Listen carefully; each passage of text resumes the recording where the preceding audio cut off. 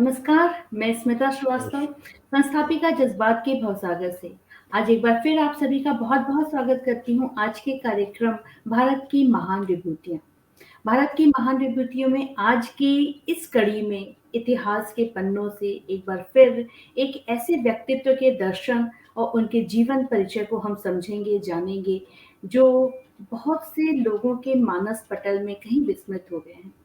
इतिहास में क्या योगदान रहा, भारत की स्वतंत्रता में उनका क्या योगदान रहा, किस काम के लिए और उनके कार्यों को क्यों आज भी याद रखना चाहिए, ऐसी ही बहुत सारी बातों पे आज हम चर्चा करेंगे और वो व्यक्तित्व हैं स्वामी श्रद्धानंद जी और उनके द्वारा स्थापित किया गया विश्वविद्यालय गुरुकुल कांगड़ी की हम बात करेंगे, उनके विषय में जानेंगे। आज का ये विषय है और इस विषय की जानकारी हेतु हमारे साथ एक बार फिर यहाँ उपस्थित रहेंगे डॉक्टर रमेश कृष्ण जी। चलिए बहुत ही आदर सम्मान के साथ उनका स्वागत करते हैं। एक मिनट। सादर प्रणाम गुरु जी। जय श्री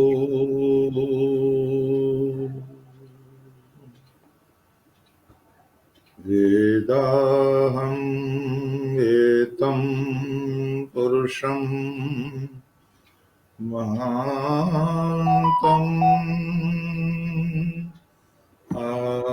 आदित्यवर्णं तमसः परस्तात् तमेव विदित्वा मृत्युमेत् नान्या पन्था विद्यते अयनाय।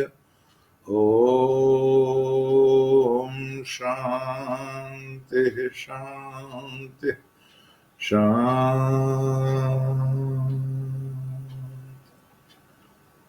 देवी स्मिता जी, आदरणीय बहनों, धर्म प्रेमी महानुभाव, प्यारे बच्चों, आज हमारा विषय है स्वामी श्रद्धानंद जी और उनके द्वारा स्थापित विश्व प्रसिद्ध संस्था गुरुकुल कांगड़ी। इन दोनों का क्या योगदान है भारतीय इतिहास में, भारतीय संस्कृति में, इस पर हम थोड़ी चर्चा करेंगे।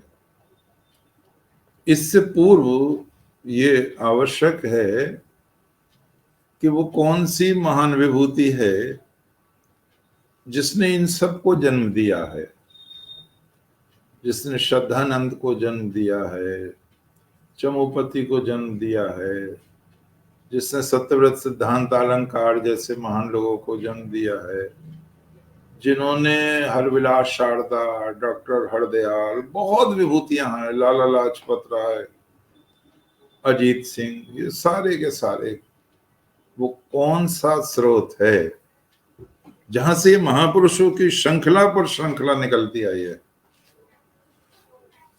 आदरणीय बंधु और बहनों, वो स्रोत है स्वामी दयानंद सरस्वती। स्वामी दयानंद सरस्वती जी महाराज का जन्म टंकारा में, गुजरात में सन 1824 ईस्वी में हुआ था। जैसा सब जानते हैं, देश परतंत्र था, बहुत सी बाध्यताएं थी, निर्योग्यताएं थी, सर उठाकर नहीं चल सकते थे, अपने देश में ही पराये हो गए थे। इन्हीं दिनों में जब दयानंद जी की आयु 12 वर्ष की थी, 1836 ईस्वी की बात कर रहा हूं मैं, तो कानून मंत्री लॉर्ड मैकाले ने एक चिट्ठी लिखी अपने पिता को। उसका आशय था, हमने भारत में शिक्षा का माध्यम अंग्रेजी भाषा को रख दिया है, इसका सुफल हमें बहुत शीघ्र प्राप्त होगा, और वो सुफल ये होगा कि बहुत शीघ्र भारत में एक ऐसा वर्ग पैदा होगा जो रक्त और रंग से तो केवल भारतीय होगा, लेकिन मानसिकता से, रुचियों से, नैतिकता से, बौद्धिकता से वो अंग्रेज होगा, हमारी कार्बन कॉपी होगा। English education would train up a class of persons, Indian in blood and color, but English in taste, in opinions, in morals and intellect. और सचमुच इसका बड़ा असर हुआ। यहाँ ये बात ध्यान देने की है, हम दयानंद जी पर भी बोल चुके हैं और राजा राममोहन राय जी पर भी बोल चुके हैं। तो अंग्रेजी माध्यम रखा जाए, इसका समर्थन राजा राममोहन राय जी ने भी किया था। लेकिन ध्यान रखने की चीज ये है, राजा राममोहन राय का दृष्टिकोण अलग है मैकाले से। मैकाले का दृष्टिकोण तो था हमें मानसिक गुलामी वाले लोग पैदा हों हम में से, जो अंग्रेज की हाँ में हाँ करें। लेकिन राजा राममोहन राय जी का उद्देश्य था कि पूर्व से पश्चिम को जोड़ें। पुल है वो, राजा राममोहन राय वो पुल हैं जो प्राच्य को पाश्चात्य से, पूर्व को पश्चिम से जोड़ता है। सभी नमन करते हैं राजा राममोहन राय को, बहुत बड़े व्यक्ति हैं। तो यहाँ ये ना समझ लिया जाए गलती से कि राजा राममोहन राय का भी वही उद्देश्य था अंग्रेजी शिक्षा के पीछे जो मैकाले का था। विशेष रूप से विद्यालयों में ऐसी बाढ़ आ गई उन दिनों में, जो प्रोफेसर्स आते थे उनका बच्चे अनुकरण करते थे और पश्चिमीकरण बहुत ज्यादा हावी हो गया था। लिखा गया है उस समय कि हिंदू बालक ऐसे बहके कि उन्हें ये लगा कि हमारी जो आज तक की संस्कृति हमें सिखाई गई ये तो अंधकार है, प्रकाश तो वो है जब आ रहा है पश्चिम से। और बड़ी मुसीबत की बात ये हो गई, they formed beef eating clubs. हिंदुओं ने गो मांस भक्षण के क्लब स्थापित कर लिए। बहुत बुरी बात हुई है। और एक विद्वान थे उसी समय, डॉक्टर राजेंद्र लाल मित्र, दयानंद जी के समकालीन। आप किसी महापुरुष को जब तक नहीं समझ सकते, जब तक कि परिस्थितियां ना समझें तब की। राजेंद्र लाल मित्र दयानंद जी के समकालीन हैं और उन्होंने एक निबंध लिखा था, बीफ इन एंशिएंट इंडिया। प्राचीन भारत में गोमांस खाया जाता था, यह अभिप्राय था उसका। फिर इस पर उन्होंने एक पुस्तक लिख दी और उनको इस पर आज की भाषा में कहें तो डीलिट की उपाधि मिल गई, LLD की उपाधि उनको मिल गई। और जो दूसरी विचारधारा के लोग थे उन्होंने इसकी खूब कॉपियां बंटवाई कि लोग गौरक्षा की बात करते हैं, गो आंदोलन की बात करते हैं। प्राचीन भारत में तो खुल्लम खुल्ला गोमांस खाया जाता था। यहाँ हम माफी चाहते हुए ये भी कहेंगे, एक धर्मपाल जी हैं, पहले तो बहुत लेख आते थे, अब नहीं आते उनके, पता नहीं क्या बात है नहीं क्या है संसार में। तो उनकी एक किताब, मैं मुंबई गया था तो अपने एक मेरे रिश्तेदार हैं राम बहादुर जी, उनके यहाँ से किताब लाया था, भारत का स्वधर्म।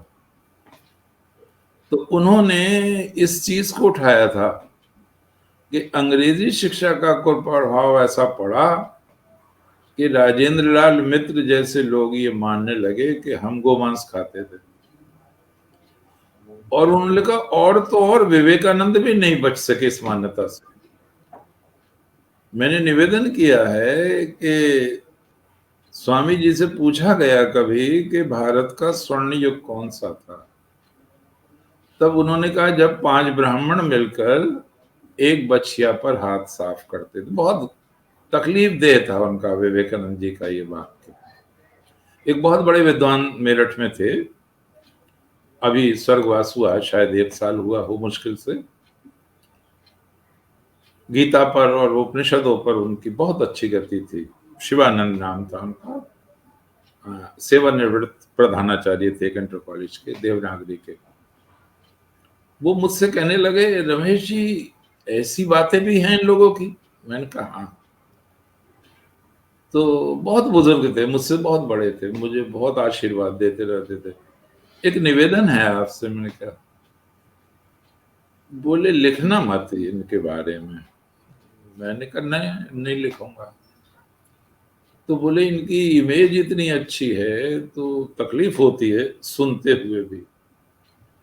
मैंने कहा जब भारत का विश्लेषण किया जाएगा इतिहास का तब तो जरूर कहना पड़ेगा, और यहाँ ये बात स्वीकार करनी पड़ेगी कि उस समय जो सबसे मजबूत आदमी भारत में पैदा हुए वो स्वामी दयानंद सरस्वती थे। एक अक्षर नहीं पढ़ा था उन्होंने अंग्रेजी का, और लोग ताज्जुब करते थे कि संस्कृत में कितने, मात्र संस्कृत से ही वो कितने बड़े विद्वान हैं, हर प्रश्न का उत्तर देते हैं, कोई भी प्रश्न उनसे कर लिया जाए। तो दयानंद जी ने अमर ग्रंथ लिखा 1874 ईस्वी में, सत्यार्थ प्रकाश। वो 1875 में जाके छपा। उसमें 14 समुल्लास, समुल्लास मीन अध्याय, 14 समुल्लास हैं उसमें। तो ध्यान देने की चीज ये है, 12 समुल्लास तो उसमें हमारे संबंध में है, भारत के। 13वां ईसाइयों के संबंध में है, 14वां इस्लाम के संबंध में है। ये आपको जानकर आज बड़ा आश्चर्य होगा कि दयानंद जी से पहले या तो लोग जानते नहीं थे या छिपाते थे बात को। जानते तो बहुत ही कम जानते होंगे, राजा राम मोहन राय जैसे लोग जानते होंगे, क्योंकि राजा राम मोहन राय ने ओल्ड टेस्टामेंट पढ़ने के लिए हिब्रू भाषा पढ़ी थी, ओरिजिनल भाषा पढ़ी थी। 10 भाषाओं के ज्ञाता थे डॉक्टर राजा राम मोहन राय। तो राम मोहन राय जानते होंगे, इस चीज को जरूर जानते होंगे, और मेरा ख्याल है केशव चंद्र सेन भी जानते होंगे। लेकिन वो लिहाज करते थे, कह लो संकोच करते थे, छिपाते थे। वो ये कि धर्म के नाम पर जो दूसरे ग्रंथों में उत्तेजनात्मक बातें कही गई हैं उनका कोई जिक्र नहीं करता था, और हमारे धर्म पर बहुत कीचड़ उछाली जाती थी, तो जवाब भी नहीं दे पाते थे। आपको अगर ध्यान हो तो मैंने चमुपति शास्त्री का एक उद्धरण दिया था आपको। ये कल्चरल हिस्ट्री है, इसको कहना चाहिए कल्चरल हेरिटेज ऑफ इंडिया। कई खंड हैं इसके, रामकृष्ण मिशन के। तो उसके चौथे खंड में है ये आर्य समाज का इतिहास। तो वो पूरा का पूरा रामकृष्ण मिशन वालों ने इतनी मानवता का परिचय दिया, उन्होंने पूरा आर्य समाजियों से लिखवाया। और वो प्रोफेसर थे गुरुकुल कांगड़ी के, चमुपति शास्त्री। तो उन्होंने लिखा है, और आप जरूर पढ़ें, डॉक्टर रामधारी सिंह दिनकर की किताब में बहुत अच्छी चीजें हैं। एक तरह का वो समुद्र है संस्कृति के चारों तरफ। तो उन्होंने इसको उद्धृत किया है वहां। फिर मैंने तो बाद में पढ़ा ये रामकृष्ण मिशन की किताब में, आर्य समाज के जन्म के पूर्व हिंदू कोरा फुसफुसिया जीव था, बात ना करे, फुसफुस करे डर के मारा। आर्य समाज के जन्म के पूर्व हिंदू कोरा फुसफुसिया जीव था, उसके मेरुदंड की हड्डी नहीं थी, उसे लोग गाली देते थे, उसके धर्म पर कीचड़ उछालते थे, देवताओं के प्रति अशोभनीय वाक्य कहते थे, उसे आवेश ही नहीं होता था, उसे गुस्सा ही नहीं आता था, उसे जोश ही नहीं आता था। देखने वाले को ये उचित आशंका हो सकती थी कि मरा हुआ तो नहीं है, जिंदा भी है या नहीं है। लेकिन आर्य समाज के उदय के बाद अविचल उदासीनता की मनोवृत्ति विदा हो गई। हिंदू धर्म जगमगा उठा। आज ये संभव नहीं था उसके धर्म की निंदा करके सामने वाला व्यक्ति आराम से घर लौट जाए। शास्त्रार्थ पर शास्त्रार्थ हुए, सारे धर्म ग्रंथों को एक तरह से कहना चाहिए समुद्र मंथन कर दिया, बाइबल का, न्यू टेस्टामेंट का, ओल्ड टेस्टामेंट का, कुरान शरीफ का, हदीस का, और जो जिंदा अवेस्ता है, तमाम ये दयानंद ने इतनी बड़ी क्रांति की, सोचा भी नहीं जा सकता। आज हम दयानंद जी को जितना नमन करें उतना कम है। वो ऐसे महारथी थे, ऐसे अतिरथी थे, अपने धर्म का तो पूरा ज्ञान था, पूरा का पूरा ज्ञान था, लेकिन शेष धर्म वाले जो शेखी बगाड़ते थे उनकी बखिया उगेड़ दी उन्होंने। और तब लोगों को पता चला कि भाई हिंदू धर्म से तो हमारे धर्म में ज्यादा बुराई है। कभी कभी निकल आती हैं ऐसी बातें, तमाम अखबार में भी आती रहती हैं, उधर भी आती रहती हैं।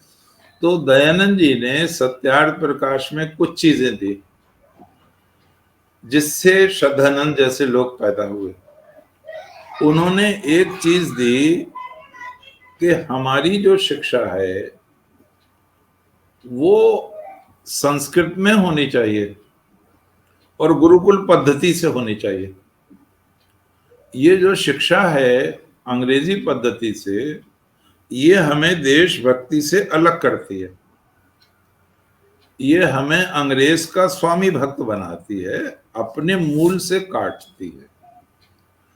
और गुरुकुल शहर से दूर होने चाहिए, लड़की और लड़कों के गुरुकुल अलग होने चाहिए। और फिर उन्होंने कहा कि ये जो लोग हैं, उस समय बहुत जोर था ब्राह्म समाज का, ये जो ब्राह्म समाज है, प्रार्थना समाज है, इनमें देशभक्ति न्यून है, न्यून थोड़ी है देशभक्ति। और ये जो महापुरुषों का गुणगान करते हैं उसमें एक भी ऋषि मुनि नहीं है भारत का, वेद का ऋषि मुनि नहीं है। तो आपको भारत को समझना है तो वेद को समझिए, उपनिषदों को समझिए, गीता को समझिए, ब्राह्मण ग्रंथों को समझिए। तो स्वामी श्रद्धानंद ने ये सूत्र पकड़ा यहां से।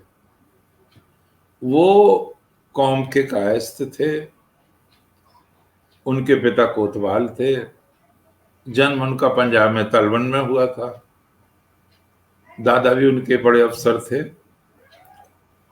तो खानदानी उनको एक तरह का अच्छा वातावरण था, रईसी वातावरण था। लेकिन एक बात ये जानने की जरूरत बहुत जरूरी है कि श्रद्धानंद हर गंदे मोड़ से निकले हैं, ये जानने की जरूरी है। वो शराब पीते थे, वो वैश्याओं के यहाँ जाते थे, वो गाने सुनते थे, वो रंगीन तबीयत के आदमी थे, एक शब्द में बस कह लें, ज्यादा वो नहीं करना है। तो ऐसा आदमी इतना बड़ा आदमी बन गया, ये है ताज्जुब। भगवान ने गीता में कहा है, अपि चेत सुदुराचारो भजते माम अन्य भाग। कितना ही बड़ा पापी हो, एक बार मेरी शरण में आ जाए वो धर्मात्मा बन जाता है। ये स्वामी श्रद्धानंद पर पूरी की पूरी तरह सिद्ध होती है बात। वो बनारस में पढ़े, इलाहाबाद में पढ़े, कई जगह पढ़े, उन पर अंग्रेजों का प्रभाव पड़ता चला गया, दूसरे लोगों का प्रभाव पड़ता चला गया। उन्होंने बनारस की एक तरह की उस समय गुंडागर्दी थी, उसको बड़े नजदीक से देखा था। उन्होंने जो बड़े लोगों में चरित्रहीनता की बात है उसे बड़े गौर से देखा था। फिर उनको ये शराब की लत लग गई थी, फिर वो नास्तिक हो गए, ईश्वर को नहीं मानते थे। बात आती चली गई, उनके पिता कोतवाल थे, बरेली में स्वामी दयानंद जी के व्याख्यान वहां चल रहे थे, उनकी ड्यूटी लगी हुई थी व्यवस्था में कोतवाल साहब की। इन्होंने कहा एक दिन, मुंशीराम नाम है श्रद्धानंद का, मुंशीराम से कहा कि देखो एक महात्मा आए हुए हैं, परमहंस का, एक परमहंस आए हुए हैं और कमिश्नर और कलेक्टर तमाम उनका व्याख्यान सुनने आते हैं, बड़े से बड़े आदमी। तो तुम्हें शायद कुछ मार्ग मिल जाए, तुम भी उनका भाषण सुनो। तो पिताजी के कहने से बहनों और भाइयों श्रद्धानंद जी गए स्वामी दयानंद जी का भाषण सुना। और भाषण सुनने के बाद उन्होंने स्वामी जी से कुछ प्रश्नोत्तर किए। हर प्रश्न का उत्तर दे दिया स्वामी जी ने। अंत में मुंशी राम कहेंगे, बाद में श्रद्धानंद, मुंशी राम ने अपने दिल की बात कही दयानंद जी से। आपने मेरे प्रश्नों का उत्तर देके मेरा मुंह तो बंद कर दिया, लेकिन ईश्वर पर मेरी श्रद्धा नहीं आई हुई है, अब भी नहीं है।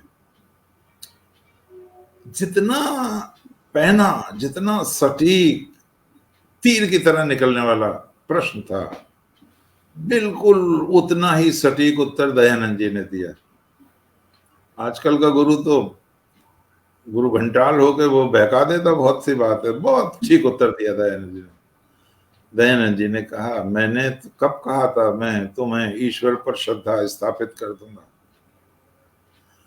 ये तो तभी होगा जब ईश्वर ही कृपा करेगा।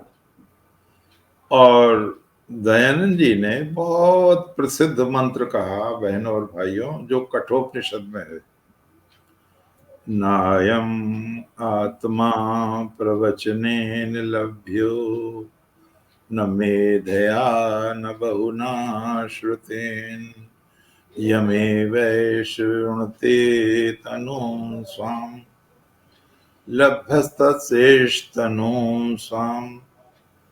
भगवान यम कहते हैं, हे नचिकेता, वो आत्म तत्व, वो आत्म साक्षात्कार नायम प्रवचनेन लभ्यो, प्रवचनों से नहीं प्राप्त होता। और हमें अभी तक ये बताया गया प्रवचनों से ही मिलता है वो, सत्संग में, कि भाई सत्संग में आओ, ये आओ, वो आओ। लेकिन हजारों वर्ष पहले सावधान भी किया जा रहा है, नायम आत्मा प्रवचनेन लभ्यो, प्रवचनों से मिल जाए ये संभव नहीं है। ये तो है, रास्ता मिल जाएगा, लेकिन आपकी समस्या का समाधान हो जाए ये नहीं है संभव। क्योंकि आपको जो प्रवचन दे रहा है उसका क्या स्तर है। जाका गुरु अंधला, चेला निपट निरंद, अंधा अंधे को ठेल लिया, दोनों को पड़ंत, दोनों ही तो कुएं में पड़ जाएंगे, गुरु भी अंधा हो और चेला भी अंधा हो। तो नायम आत्मा प्रवचनेन लभ्यो। जब गीता का उपदेश हो रहा है तो अर्जुन ने भगवान से स्पष्ट कहा, आपके अतिरिक्त मेरे प्रश्न का उत्तर कोई दूसरा नहीं दे सकता। अब भगवान ने कहा सारा, जब गीता समाप्त होती है, कच्चित एतत् श्रुतम पार्थ एकाग्रेण, हे अर्जुन, क्या तुमने मेरा उपदेश एकाग्र मन से सुना। तो अर्जुन कहते हैं, हाँ प्रभु, नष्टो मोह स्मृति लब्धा तत्प्रसादान मया अच्युत। हे अच्युत, मुझे स्मृति प्राप्त हो गई, कर्तव्य बोध हो गया है, मैंने आपका उपदेश को हृदयंगम कर लिया है। यहाँ एक बहुत बारीक चीज है जो लोग छोड़ देते हैं या छूट जाती है। ये जो कथावाचक आज कथा कह रहे हैं, तो कथा ही तो कह रहे हैं, लेकिन विराट रूप तो नहीं दिखा सकते अपने। जो सौदा इन पे नहीं है, देखो मुझ पे जो चीज नहीं है मैं आपको कैसे दिखा सकता हूँ। तो भगवान ने, अर्जुन ने जब ये कहा, प्रभु आप जैसा कहते हैं मैं देखना चाहता हूँ आपका वो विराट रूप। आपने बार बार कहा है कि मैं ही सूर्य में हूँ, मैं ही चंद्रमा के प्रभाव में हूँ, मैं ही जल में रस हूँ, मैं हिमालय हूँ पर्वतों में, मैं गंगा हूँ नदियों में, तो और वृक्षों में पीपल हूँ। तो प्रभु ये जो विराट रूप है, क्या मैं पात्र हूँ इसका। ऐसे बोलना चाहिए, ये नहीं बोलना चाहिए आप मुझे दिखाओ, क्या मैं पात्र हूँ। भगवान ने कहा, हाँ तुम पात्र हो। लेकिन तुम इन नेत्रों से नहीं देख पाओगे। दिव्यम ददामि चक्षु पश्च में पार्थ योगमेश्वरम, मैं तुम्हें दिव्य चक्षु देता हूं, तुम उनसे देखो। तो यहाँ ये बात बहनों और भाइयों समझने की है। ये भगवान यम क्या कह रहे हैं? नायम आत्मा प्रवचन लभ्यो, जिनकी पहुंच शब्द ब्रह्म तक है, पर ब्रह्म तक नहीं है। बहुत बड़ा बड़ा अच्छी तरह समझे इस बात को, बहुत अच्छी तरह समझे। हमारी ज्यादातर पहुंच शब्द ब्रह्म तक है, शब्द है, हमने रट लिए, आपको कह दिए, लेकिन उसके पीछे जो अनुभूति है उसकी कोई गारंटी नहीं है वो हम पर है या नहीं है। और जब वो अनुभूति नहीं है तो वो प्रभाव भी नहीं पड़ेगा। स्वामी विवेकानंद कहते थे, निरे शब्दों में क्या रखा है, अगर उसके पीछे अनुभूति की शक्ति ना हो। तो भगवान यम ये भी सावधान कर रहे हैं, जहां ये कह रहे हैं प्रवचन से नहीं प्राप्त होता, वहां ये भी सावधान कर रहे हैं कि प्रवचन कर्ता यदि सक्षम है तो तुम्हें मार्ग दिखा देगा। गुरु गोविंद दो खड़े काके लागो पाए, बलिहारी गुरु आपने गोविंद दियो मिलाए, बताए दोनों पाठ भेद चलते हैं।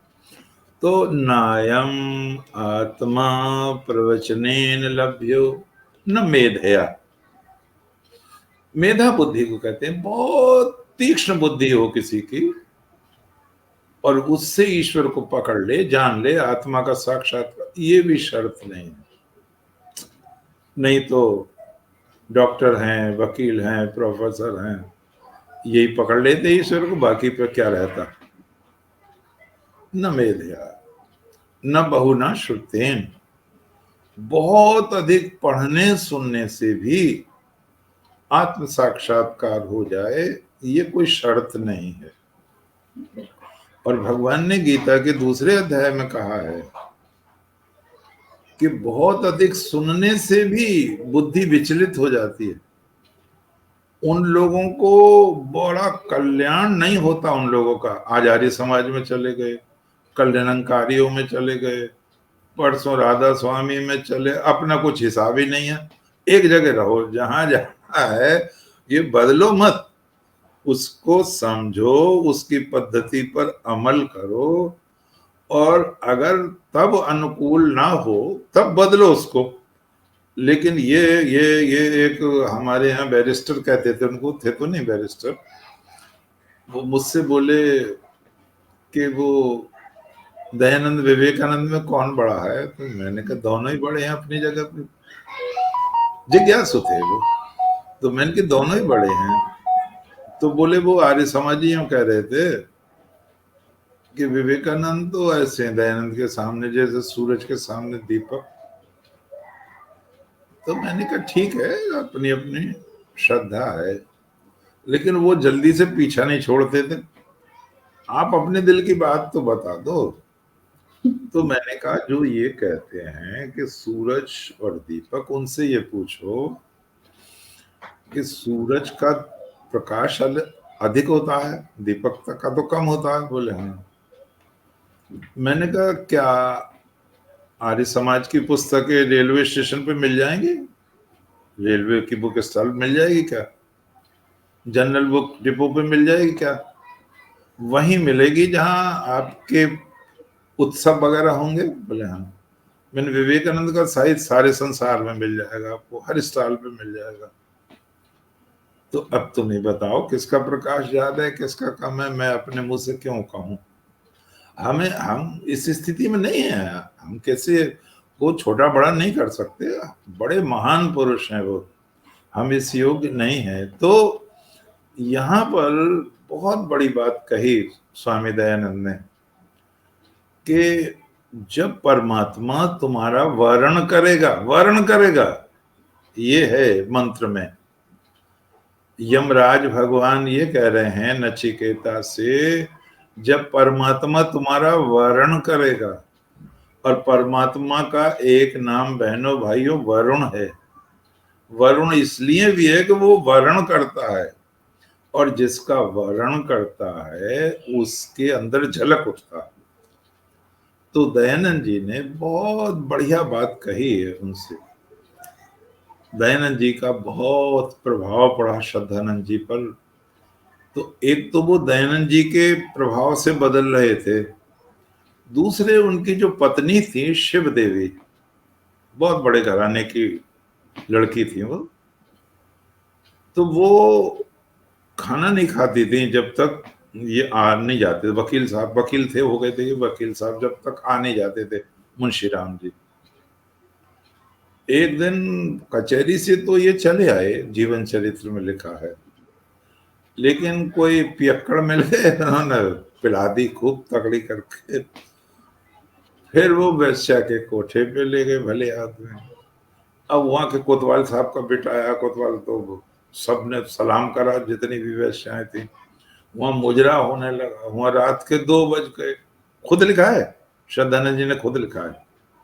कल्याण मार्ग का पथिक उनकी किताब है। मेरठ में बहुत बड़े विद्वान हैं, मैंने उनका नाम भी लिया है कई बार, लक्ष्मी चंद जी, आर्य मुनि भी कहते हैं उनको, वानप्रस्थी हैं। मैंने कहा मुझे श्रद्धानंद जी बोलना है, तो उन्होंने मुझे 2 पुस्तकें भेजी। मेरे पिताजी, ये उनके बेटे की लिखी हुई किताब है, इंद्र वाचस्पति, विद्या वाचस्पति की। और कल्याण मार्ग का पथिक मैंने बहुत पहले पढ़ी थी, मेरे पिताजी भी पढ़ी थी। लेकिन अब जब मैंने कहा मुझे भाषण देना है, तो उन्होंने दोनों किताब, और मुझे रोज कुछ ना कुछ बताते रहते हैं, क्योंकि वो आर्य समाजी हैं, वह अच्छे विद्वान व्यक्ति हैं, बड़ी कृपा है उनकी। तो एक और है वहां धर्मपाल जी, लाखों रुपए की किताब उन पे हैं, उन्हें पता चल जाए बस। वो पढ़ते नहीं है बेचारे, पढ़ने की फुर्सत ही नहीं, उन्हें भुस की तरह भर रही है किताब। मैं उनसे कहता हूँ यार ये तुम क्या गड़बड़ सड़बड़ कर रहे हो। अभी राधा कृष्ण भक्त कोश मंगाया था मैंने, 5 खंड है उसके, 2000 रुपए का था, और शायद 250 जने कितने उसके गए थे डाक खर्च। तो मुझसे बोले मैं भी मंगा रहा हूँ। मैंने कहा तुम जब पुरानी किताबें ना पढ़ रहे तो भले आदमी काहे को भर रहे हो उसको। खैर अच्छी बात है, ये भी साहित्य को लोग देखते हैं। तो पंडित जी ने, तो श्रद्धानंद जी ने लिखा, स्वामी जी ने लिखा, मुंशी राम जी ने, कि 2 बजे के बाद जब मैं घर आया, कदम मेरे डगमगा रहे थे और मुझे बड़ी तगड़ी कह हुई, और कोमल हाथ का स्पर्श हुआ मेरी कमर पर।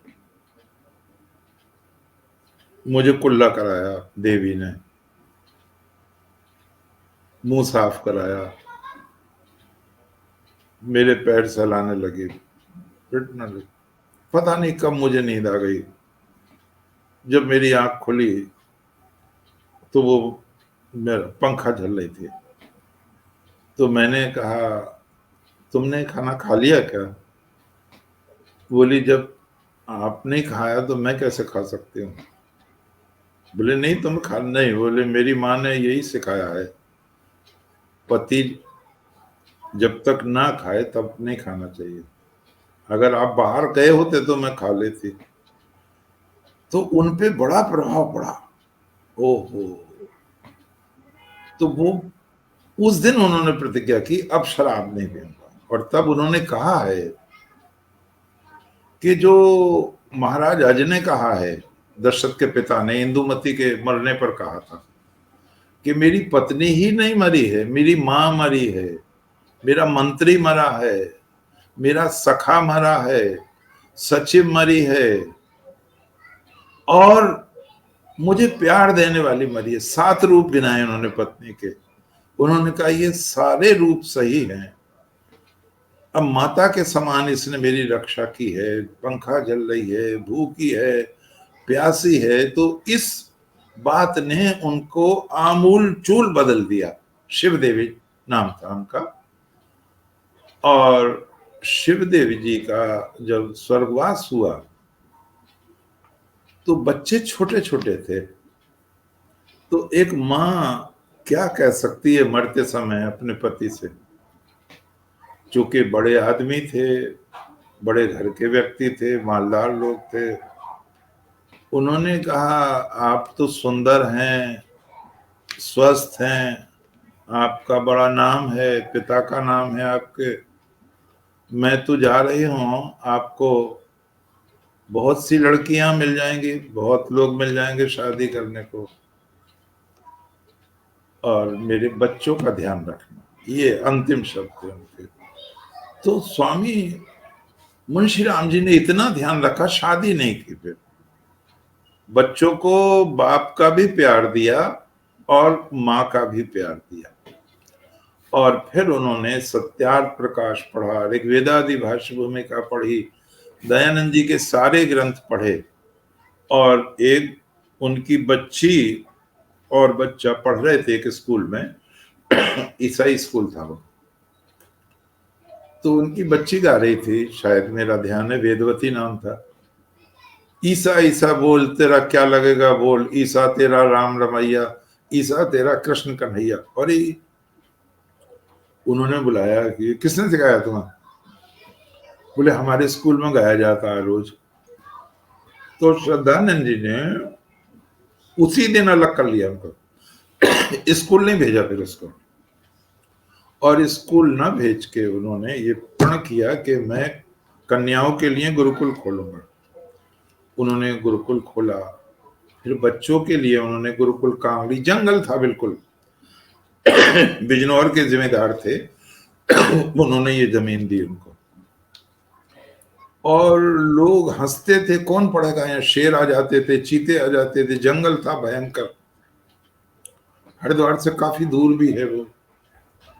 एक बार मैं पढ़ रहा था, जब नेहरू जी की मृत्यु हुई तो प्रकाशवीर शास्त्री ने संस्मरण लिखा था नेहरू जी के बारे में। वो नेहरू जी को कई बार लाए थे गुरुकुल कांगड़ी, तो नेहरू जी को वहां व्याख्यान दे के कहीं और व्याख्यान देना था, दूसरा 3 बजे दूसरी जगह व्याख्यान देना था। तो वो खाना खा के सिगरेट पीते थे नेहरू जी, मुझे तभी पता चला प्रकाशवीर शास्त्री से, और वो सिगरेट कैप्सूल की पीते थे। तो उन्होंने जब सिगरेट की बात की तो जो अधिष्ठाता रहे होंगे उस समय, उन्होंने कहा अभी मंगवाते हैं, भेजना पड़ेगा आदमी हरिद्वार, हरिद्वार है कई मील वहां से। तो कहते हैं नेहरू जी ने कहा कि यहाँ नहीं मिलती क्या? बोले यहाँ नहीं रख सकता कोई, हमारे यहाँ निषिद्ध है, कोई पी नहीं सकता इसको। नहीं नहीं नहीं, तो मत भेजो, नेहरू की भलवंसात कहूंगा ना, मत भेजो। तो कहते हैं उनके बॉडीगार्ड ने निकाल ली डिब्बी, वो रखता होगा। तो नेहरू जी ने कहा नहीं नहीं, नियम नहीं है ना पीने का, नहीं पिएंगे। और उनको 3 बजे कहीं जाना था, तो 2:30 बजे स्वयं उठ के और मुंह हाथ धो के और तैयार होके चले गए। तो मुझे ये बात अच्छी लगी कि कितना बड़ा आदमी, प्रधानमंत्री, और अब कितनी उन्होंने व्यवहार रखा। कांठ में जहां मैं पढ़ाता था, मैं दयानंद का प्रभाव बता रहा हूं आपको, तो वहां एक तोताराम सेठ थे, सेठ तोताराम, बड़ा नाम था उनका। तो वहां देश आजाद नहीं हुआ था, गांधी नेहरू दोनों आए हुए थे, और भी नेता थे। तो ये सिगरेट का जिक्र वहां भी आया बहन जी। तो नेहरू जी ने जैसे सिगरेट, उन्होंने मना कर दी, तोताराम नहीं, ये एक आर्य समाजी का घर है, यहाँ सिगरेट नहीं पी जा सकती। तो नेहरू जी ने माफी मांगी, तब देश आजाद नहीं हुआ, तो नेहरू जी ने माफी मांगी और वो रखी। तो मेरा मतलब ये है कि दयानंद जी ने वो महावीर पुरुष पैदा किए जो डरते नहीं थे बिल्कुल, कितना ही बड़ा आदमी हो, अगर वो कोई नियम विरुद्ध करता था उनके हिसाब से, तो वो उसको टोक देते थे। अब उन्होंने फूस के छप्पर डलवाए वहां, और 1902 में विधिवत गुरुकुल स्थापित हो गया। शुरू में 40 बच्चे आए, फिर धीरे धीरे बढ़ते गए। सबसे बड़ी विशेष बात गुरुकुल कांगड़ी की जो मैं बताने जा रहा हूं, उन्होंने कभी भी सरकारी पैसा नहीं लिया, कोई एड नहीं ली, कभी किसी की खुशामद नहीं की। और जब अंग्रेजों को ये पता चला कि वहां लाठी चलाना भी सिखाया जाता है, गतका सिखाया जाता है, ये बाना सिखाया जाता है, तो उनके कान खड़े हुए, क्या ये विद्रोह तो नहीं है? तो जासूस लग गए पीछे। एक बार प्रोग्राम बन गया चेम्सफोर्ड गवर्नर जनरल का, वायसराय का, तो वायसराय भी आया देखने। तो कहते हैं मुंशी राम शरदानंद जी की पर्सनालिटी बड़ी ग्रैंड थी, बड़ा प्रभाव पड़ता था। तो उनसे वो प्रभावित हो गया और उसने कहा नहीं, कोई खतरे की बात नहीं है।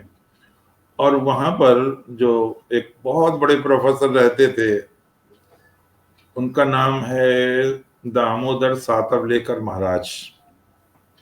वो बहुत बड़े चित्रकार थे।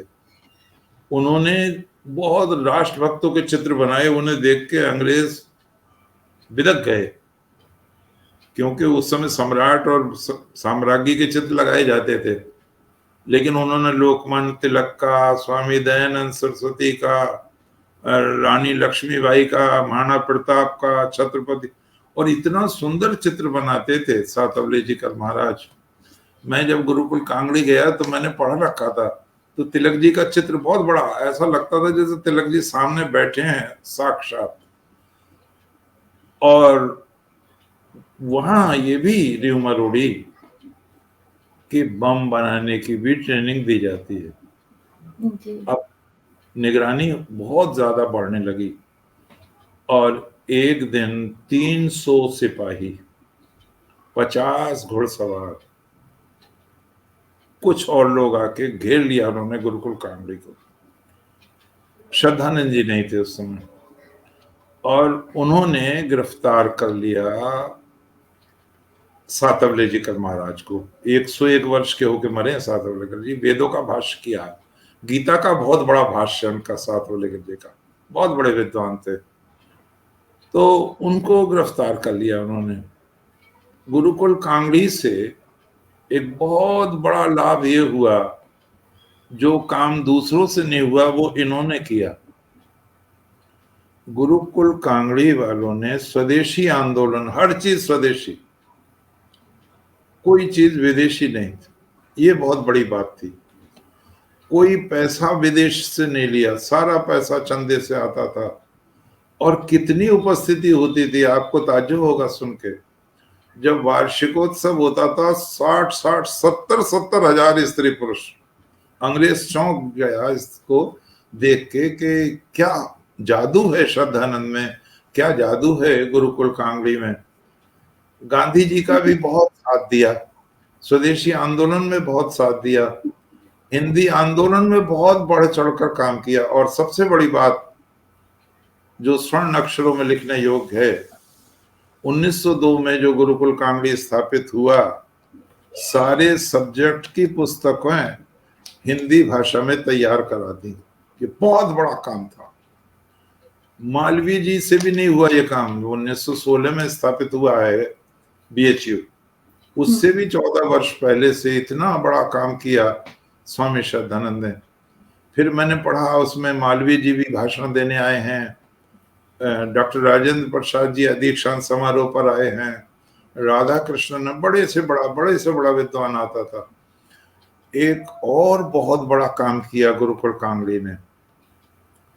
उन दिनों हैदराबाद में, निजाम हैदराबाद में हिंदुओं की बड़ी बुरी दशा थी।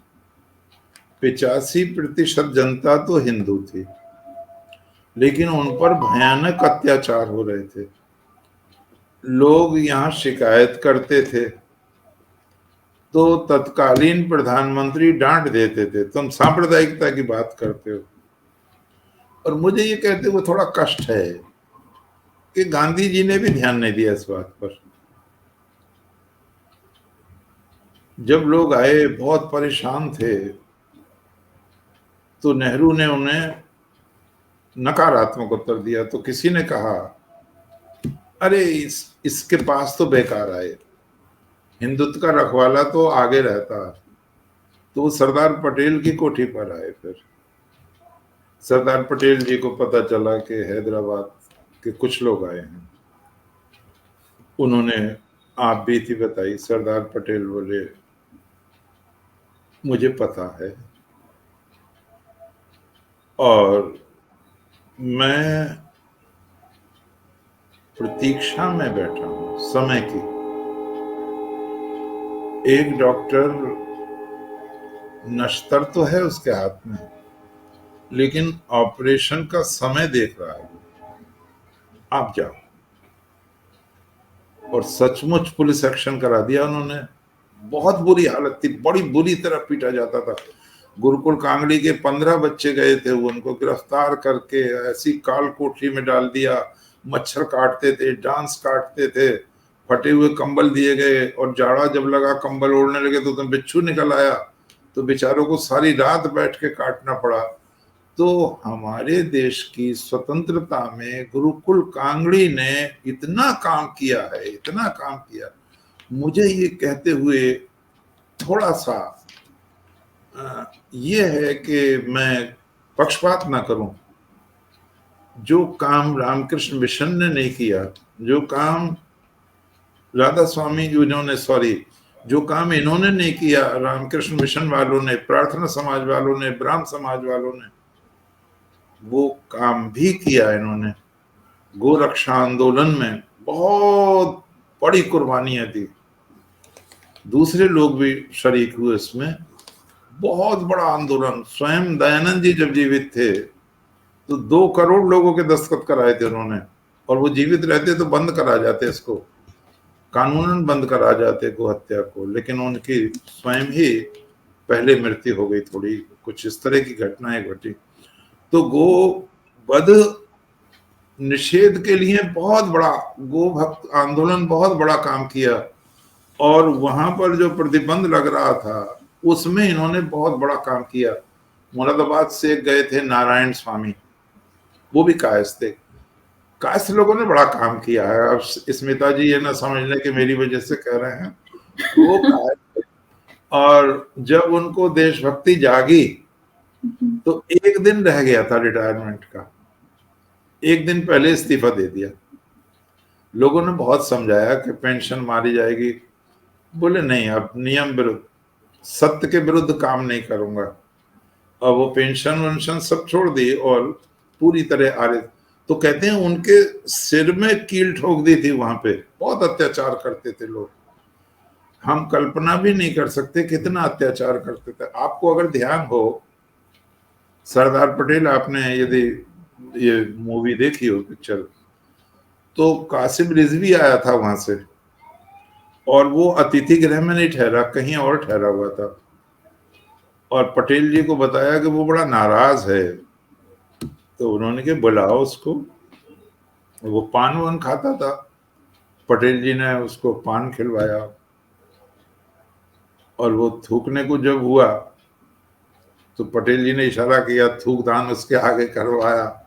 पटेल जी बड़े सिद्धांतवादी आदमी थे, कदर बहुत करते थे आदमी की। तो वो बोला कि निजाम ने ये कहलवाया है कि हम हिंदुस्तान में शरीक नहीं होंगे, हम भारत संघ में सम्मिलित नहीं होंगे, विलय पर हम हस्ताक्षर नहीं करेंगे। तो पटेल जी देखते रहे उसकी तरफ, कुछ नहीं बोले, बहुत कम बोल देते पटेल, देखते रहे उसकी तरफ। कुछ और कहा है, धीरे से बोले, हाँ और भी कहा है, अगर आपने जबरदस्ती की तो हम संख्या दी है वहां पे, जहां तक मुझे ध्यान है संख्या दी है उन्होंने, और वो संख्या लाखों में है। हम आपको उनकी जली हुई हड्डियां हाथ आएंगे, कोई हाथ नहीं आएगा, आदमी जीवित आदमी नहीं मिलेगा आपको। तो पटेल बोले कह चुके। वो बड़ा गुस्से में था वो कासिम रिजवी, आप समझ जाइए। तो उन्होंने कहा, पटेल ने बड़े इत्मीनान से, निजाम से ये कहना, जब तुम 1,20,00,000 आदमियों का कत्ल करा रहे होगे तो हम यहाँ तमाशा देख रहे होंगे। ये कहना निजाम से अपनी अकूत संपत्ति, अपने बाल बच्चे, अपना वर्तमान भविष्य सब सोच के फैसला करना, जाओ अब यहां से। तो जो आदमी सरदार पटेल के सामने इतना ऐंठ सकता है, तो वहां क्या समझता होगा, वो गाजर मूली समझते होंगे हम लोगों को। तो ये श्रेय भी बहनों गुरुकुल कांगड़ी के वीरों को जाता है, आर्य समाज को जाता है, स्वामी दयानंद को जाता है कि जो काम पटेल ने किया उसके लिए सरल मार्ग बनाया, उन्होंने वातावरण तैयार किया और पटेल जी ने उस पर आखिरी चोट करके उसको आजाद करा लिया। मैंने आपको पहले भी बताया था, ऐसा ही ये करता था जूनागढ़ का व्यक्ति। वो बिल्कुल पब्लिक की नहीं सुनता था और उसको कुत्ते कुतिये पालने का शौक था भले आदमी को। जब वो गया तो कुत्ते और कुतिये ही बच्चे यहाँ छोड़ गया। लोगों ने कहा अरे बच्चे तो फिर अभी आ जाएंगे, शादी हो जाएगी, बच्चे हो जाएंगे। ये पूरा डिपार्टमेंट था उस पे, कुत्तों पे, और उनकी खुराक वगैरह लिखी हुई है। उसने कहते हैं 1946 में एक कुतिया की शादी की, उसका नाम रोशन आरा रखा। हाँ। और 5,000 हाथियों पर कुत्तों की बारात निकाली। बड़ा कैसा आदमी होगा, मैं कभी कभी सोचता हूँ। और उसमें 7 दिन तक नाच गाने शराब पराब दुनिया की चलती रही और 37 लाख रुपया खर्च हुआ। ये उसमें निकला था, क्या बोलते हैं, नवनीत पत्रिका में। और हमें बीएड में पढ़ाया भी गया था, वो प्रोफेसर साहब भी इस बात को बताते थे। तो मैं कहता था देखो, एक तो देश की आजादी के लिए लोग लड़ रहे हैं, मर रहे हैं, जान हथेली पर रख रहे हैं। दूसरी तरफ इस तरह के भी लोग हैं, बताओ, उन्हें कोई चिंता ही नहीं है कहाँ रुपया वो बहा रहे हैं। तो स्वामी श्रद्धानंद जी महाराज ने हमें बहुत चीज दी। वो हिंदी साहित्य सम्मेलन के अध्यक्ष भी चुने गए, जबकि उनकी कोई हिंदी के साहित्य सेवियों में गिनती नहीं होती थी, लेकिन उनकी सेवाएं देखते हुए, उनके गुरुकुल को देखते हुए, तो गुरुकुल कांगड़ी ने हमें हिंदी भाषा, और इस पर रिसर्च हुई है, हिंदी की उन्नति में आर्य समाज का प्रभाव, मैथिली शरणगुप्त पर आर्य समाज का प्रभाव, हरिऔध पर आर्य समाज का प्रभाव, दिनकर पर आर्य समाज का प्रभाव, यानी बहुत बड़ा काम किया है हिंदी के क्षेत्र में आर्य समाज ने। गोरक्षा के क्षेत्र में बहुत बड़ा कार्य किया, और सबसे बड़ा कार्य जो मैंने आपको बताया, स्वाभिमान के साथ जीना सिखाया। पहले नहीं था ये, स्वाभिमान के साथ जीना सिखाया। कहते हैं उस समय जो गवर्नर जनरल था उसकी भेंट हुई दयानंद से। उसने कहा कि मैंने सुना है आपके पीछे कुछ गुंडे पड़े हुए हैं, बदमाश पड़े हुए हैं, मैं एक दस्ता तैनात किए देता हूं पुलिस का आपके लिए। तो दयानंद ने कहा नहीं नहीं, जहां तक मुझे ध्यान है चैम्सफोर्ड था, नॉर्थब्रुक, लॉर्ड नॉर्थब्रुक था उस समय।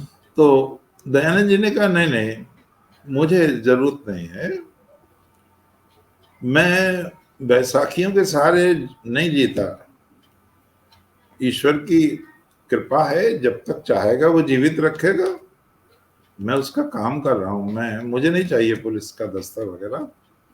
और दयानंद जी ने इतना और कह दिया कि आपका राज इस्लामी शासन से तो अच्छा ही है। उसने ये बात पकड़ ली, गवर्नर जनरल था वो। आप ऐसा मानते हैं? हाँ मैं मानता हूँ, स्वीकार करता हूँ उसको, क्योंकि यहाँ मुकदमे भी चलते थे, सुनवाई भी होती थी, फैसले भी कभी कभी पक्ष में होते थे। वहां तो नहीं होते थे उस तरह से, दूसरा हिसाब था वहां तो उन्होंने कहा तो आप जब ईश्वर की स्तुति करते हैं, प्रार्थना करते हैं, तो ये भी प्रार्थना कर दिया करें अंग्रेजी राज हमेशा बना रहे। तो स्वामी दयानंद जी ने कहा मैं तो हमेशा प्रार्थना करता हूं, क्या? हे प्रभु, वो दिन कब होगा जब हमारे देश में हमारा राज्य होगा? तो वो देखता रह गया नॉर्थब्रुक, जो मुझसे नहीं डरता। एक बार और कहा उनसे किसी ने, तो दयानंद जी ने कहा इन उंगलियों की कोई मोमबत्ती बनाकर भी जला दे, तब भी मैं वही कहूंगा जो सत्य होगा। सबल सत्य की हार न जीत अनृत की होगी, ऐसे दृढ़ विचार सहित विचरा जो नर योगी। तो दयानंद जी ने श्रद्धानंद जी जैसे बहुत लोग दिए इस राष्ट्र को। अभी मैं एक इंटरव्यू पढ़ रहा था बख्शी का, जीडी बख्शी। जी। वो मुझे भी वो बात लगती थी, वो उन्होंने स्पष्ट की, ये गाना बहुत खराब है, दे दी आजादी तू हमें बिना खड़क बिना ढाल, साबरमती के संत तूने कर दी। बुरी बात है, ऐसा नहीं कहना चाहिए, ये तो देशभक्तों का अपमान है। और उन्होंने तो संख्या बताई, आजाद हिंद फौज के 23,000 सिपाही शहीद हुए हैं। और कितने, अब तो अमृतोत्सव में रोज आ रहे हैं नए नए नए नए, जो जिनको कभी पता भी नहीं था।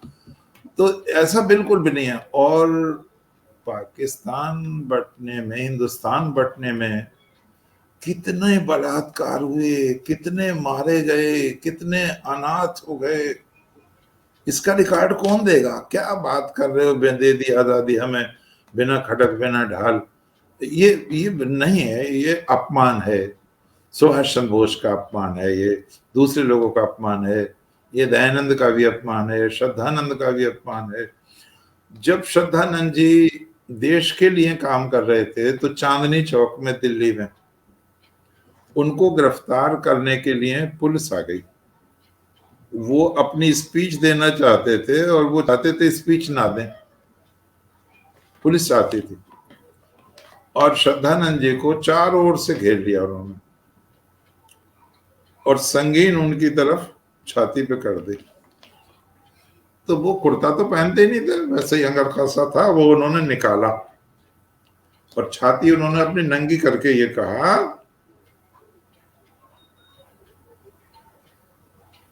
जी। कि चलाओ गोली। ये कहा उन्होंने, चलाओ गोली। इतने ही कोई बड़ा अफसर आ गया, उसने उन्हें डांटा, सिपाहियों क्या करते तुम। और उन्होंने भाषण भी दिया, अंग्रेजों के खिलाफ जगाया। एक इतना बड़ा सौभाग्य श्रद्धानंद जी के नाम अंकित है जो किसी के नाम नहीं है इतने बड़े इतिहास में। गांधी के भी नाम नहीं है। गांधी तो बहुत तुष्टीकरण करते थे, जवाहरलाल को भी वो श्रेय नहीं मिला। श्रद्धानंद जी को जब जामा मस्जिद पर स्पीच हो रही थी तो एक मुसलमान ने नाम लिया कि श्रद्धानंद जी का भी भाषण होगा। तो हिंदुस्तान के इतिहास में ये पहला अवसर था कि मस्जिद के मेंबर से, वेदी से स्वामी श्रद्धानंद जी का भाषण हुआ वेद मंत्र के साथ। अद्भुत दृश्य था, चारों ओर जय जयकार थी। एक काम और किया, हमारे भाषण का भी समय हो रहा है, एक काम और किया स्वामी जी ने। वो ये किया कि कुछ लोग उन दिनों में जो मजबूरी में धर्मांतरित कर लिए गए थे, मलकाने राजपूत कहते हैं, उनका उन्होंने शुद्धि करनी प्रारंभ कर दी। और इससे गांधी भी खिलाफ हो गए श्रद्धानंद जी की। ये ध्यान देने की बात है, गांधी भी खिलाफ हो गए, दूसरे लोग भी खिलाफ हो गए। लेकिन उन्होंने कहा नहीं, ये मूल है हमारा, लौटना चाहिए। और लेटे हुए थे वो अपने कमरे में, एक रशीद नामक व्यक्ति आया और उसने उनके गोलियां मार दी। डॉक्टर अंसारी को बुलाया गया, वो चिकित्सा करते थे उनके। उसको 2 आदमी घायल कर दिए थे उसने, एक तीसरे व्यक्ति ने उसको दाब रखा था। कहते हैं इंद्र वाचस्पति ने लिखा, जब वो अंसारी आए डॉक्टर साहब और उसे व्यक्ति को खड़ा किया, पुलिस आ गई, रिवॉल्वर वगैरह सब ले लिया। तो रशीद ने उनको बड़े अजीब मुद्रा में आधा वर्ष किया। तो इंद्र वाचस्पति ने कहा कि ये प्रोग्राम पिताजी के वध का पहले से बन रहा था और शायद इसकी भनक डॉक्टर अंसारी को लग चुकी थी, लेकिन कोई भी कारण रहा हो, ना बता पाए हो, जो भी रहा हो, उस व्यक्ति को फांसी हुई। लेकिन बड़ा आश्चर्य ये हुआ कि गांधी जी ने कहा मैं उसे अपराधी नहीं मानता जिसने मारा हमको। तो मैं ये सोचने लगा, ये स्टेटमेंट इतने बड़े व्यक्ति का, ये कुछ बात समझ में नहीं आई, ऐसा क्यों कह रहे हैं। तो हम स्वामी श्रद्धानंद, गुरुकुल कांगड़े, वेदों का भाष्य, भारतीय संस्कृति का मुख उज्ज्वल करना, हिंदी को इस स्तर पर उठाकर लाना, गौ रक्षा के प्रति भक्ति जगाना।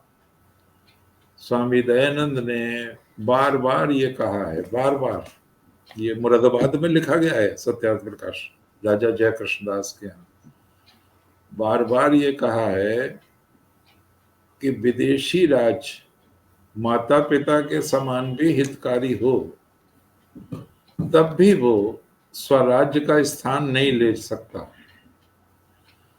दयानंद बहनों और भाइयों प्रथम व्यक्ति हैं जिन्होंने स्वराज शब्द का प्रयोग किया। ये ध्यान रखने की चीज है, वो पहले व्यक्ति हैं जिन्होंने स्वराज शब्द का प्रयोग किया। ये 1906 में लोकमान्य तिलक दादा भाई नौरोजी के पास गए, तो वो सत्यार्थ प्रकाश पढ़ रहे थे। तो उन्होंने कहा तिलक जी ने, क्या आप आर्य समाजी हो गए हैं? बोले नहीं, मैं आर्य समाजी तो नहीं हुआ हूं, लेकिन ये दयानंद जी का विचार बहुत अच्छा लगा मुझे। दयानंद जी ने लिखा, देखो अंग्रेज हमारे यहाँ के जूते भी नहीं जाने देते दफ्तर में, तो जिन्हें जूतों की इतनी चिंता थी, उन्हें हर चीज की चिंता थी। तो उन्होंने कहा कि स्वराज शब्द दिया है और मुझे ये बहुत प्यारा है। फिर 1916 में यही स्वराज शब्द तिलक जी अपनाते हैं। Swaraj is my birth right and I shall have it. Swaraj मेरा जन्म सिद्ध अधिकार है, मैं इसे लेकर रहूंगा। और यही स्वराज शब्द फैलते फैलते सुभाष चंद्र बोस तक जाता है और उनकी अंतिम स्पीच वो देते हैं 1943 में, रंगून में, इस बल खाती हुई नदी के उस पार हमारा प्यारा देश भारत है। वो जो धरती देवताओं की धरती, स्वर्ग से भी सुंदर है, आज विदेशी ने आक्रांत कर रखी है। हम आकाश की ऊंचाई तक उड़ेंगे। 40 करोड़ हृदय धड़क रहे हैं, 80 करोड़ भुजाएं हमारा स्वागत करने को बेचैन हैं। हम आगे बढ़ेंगे, हम दिल्ली जाएंगे, तुम मुझे खून दो, मैं तुम्हें आज़ादी दूंगा। सर से कफन बांध लो, जान हथेली पर रख लो, जय हिंद। ऐसे महावीरों को प्रणाम है, स्वामी दयानंद को प्रणाम है, आर्य समाज को प्रणाम है, स्वामी श्रद्धानंद को प्रणाम है, गुरुकुल कांगड़ी को प्रणाम है, जिन्होंने उस घोर पतन काल में हमारे धर्म को जगमगाया, हमें वीर बनाया, हमें बुद्धिमान बनाया और स्वतंत्रता के पथ तक पहुंचाया। तेरा विराट ये रूप कल्पना पट पर नहीं समाता है, कितना कुछ कहूं मगर शेष बहुत रह जाता है, शेष बहुत रह जाता। बहुत धन्यवाद, बहुत धन्यवाद। बहुत बहुत धन्यवाद गुरुजी। और निश्चित रूप से शेष बहुत रह जाता है, और उस शेष को, इस कार्यक्रम का एक ये भी मन में हमेशा रहता है ना, कि हम लोग अपने अंदर वो जिज्ञासा उत्पन्न करें। अगर कोई जी। शब्द आए, कोई महापुरुष का नाम आए, तो अंदर अपने आप में एक जिज्ञासा आनी चाहिए कि हमें क्यों हाँ, नहीं मालूम है।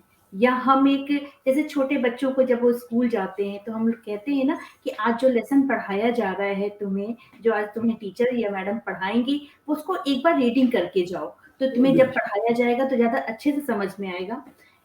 इसका एक प्रयास है कि एक बार जब भी मैं ये पोस्ट डालती हूँ कि इस बार का क्या विषय है, आप लोग थोड़ा-सा पढ़ के आया कीजिए, तो जिज्ञासाएँ रहेंगी मन में, कुछ प्रश्न रहेंगे मन में, और वो प्रश्न जब यहाँ रखेंगे, हम उस पे चर्चा करेंगे, बात करेंगे, तो निश्चित रूप से हमारा ज्ञानवर्धन होगा और हम अपने आने वाली पीढ़ियों को, अपने बच्चों को समझाने के लिए, अपने आप को प्रस्तुत करने के लिए एक तैयारी भी कर पाएँगे।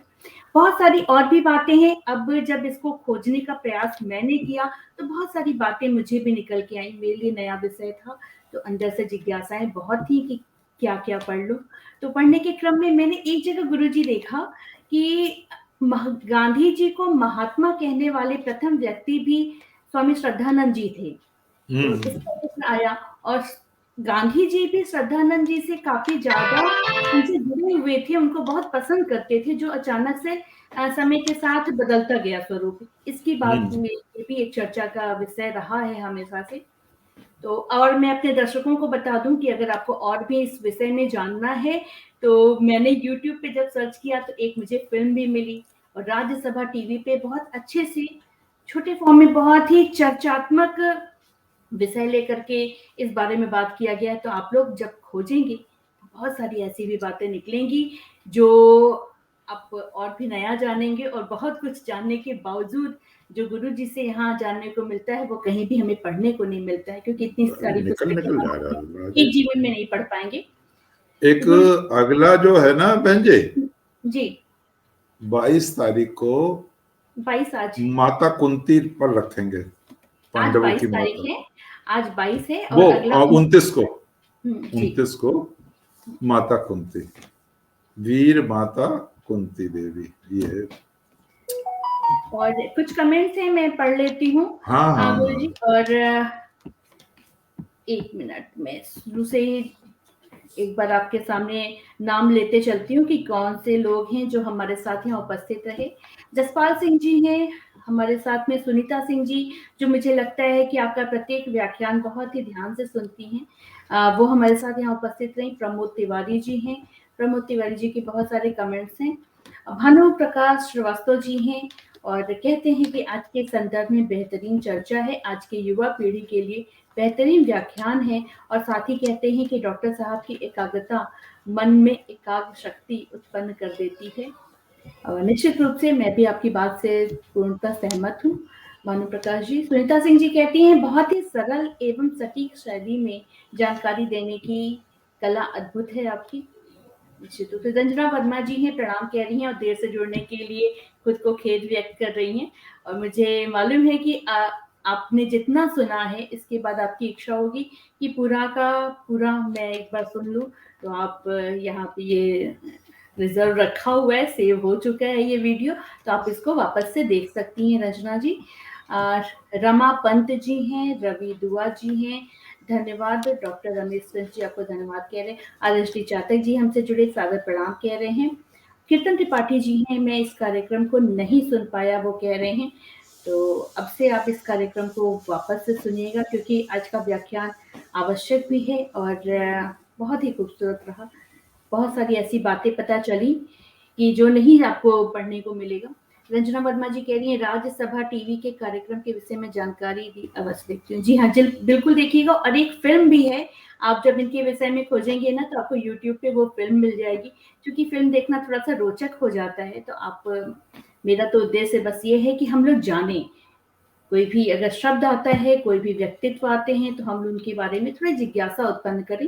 डेली से जुड़ने के लिए खेद प्रकट करता हूँ, बहुत सुंदर संभाषण रहा। राजकुमार सेवक जी कह रहे हैं गुरु जी ये बात, और इतने लोग हमसे जुड़े रहे यहाँ पे, सभी को बहुत बहुत धन्यवाद, सभी का पुनः स्वागत और आभार। जय श्री कृष्ण। फिर बहुत जल्दी मिलते हैं, तब तक अपना ख्याल रखिए और अपनों का भी ख्याल रखिए। और नमस्कार, जय हिंद, जय भारत। जय जय जय।